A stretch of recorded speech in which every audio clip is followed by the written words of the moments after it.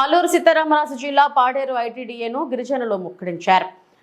GO number 3ను చట్టబద్ధత చేయాలని శుక్రవారం చేపట్టిన చలో పాడేరు ఐటీడీఏ కార్యక్రమం తీవ్ర ఉద్రిక్తతకు దారితీసింది. విద్యార్థులు, ప్రజా సంఘాల నేతలు భారీ ర్యాలీ నిర్వహించి ఐటీడీఏ వద్ద ప్రధాన రహదారిపై రాస్తారోకో నిర్వహించారు. ఈ నేపథ్యంలో పోలీసులు రహదారి నిర్బంధించకూడదంటూ నిలువరించే ప్రయత్నం చేశారు.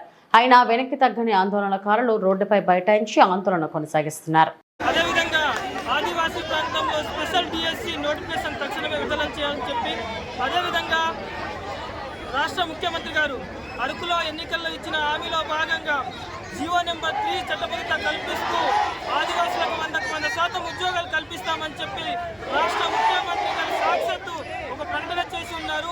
ఈరోజు జరుగుతున్నటువంటి అసెంబ్లీలో ఖచ్చితంగా ఈ రాష్ట్ర ప్రభుత్వం జీవో నెంబర్ 3కు చట్టబద్ధత కల్పిస్తూ ఆదివాసులకు 100% రిజర్వేషన్ చేసేలా అక్కడ ప్రకటన చేయాలని చెప్పేసి, ఆదివాసులకు 100% రిజర్వేషన్ చేస్తూ చట్టం చేయాలని చెప్పేసి ఈ సందర్భంగా డిమాండ్ చేస్తూ ఈరోజు చలో ఐటీడీఏ కార్యక్రమాన్ని విజయవంతం చేస్తూ ఉన్నాం.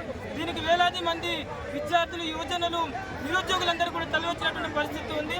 ఖచ్చితంగా ఆదివాసీ ప్రాంతంలో 100% ఉద్యోగాలు కల్పించకపోయి, రిజర్వేషన్ చేయకపోతే ఖచ్చితంగా ఈ మన్యం బంధుకు కూడా పిలుపునివ్వడానికి కూడా మేము సిద్ధంగా ఉన్నాం.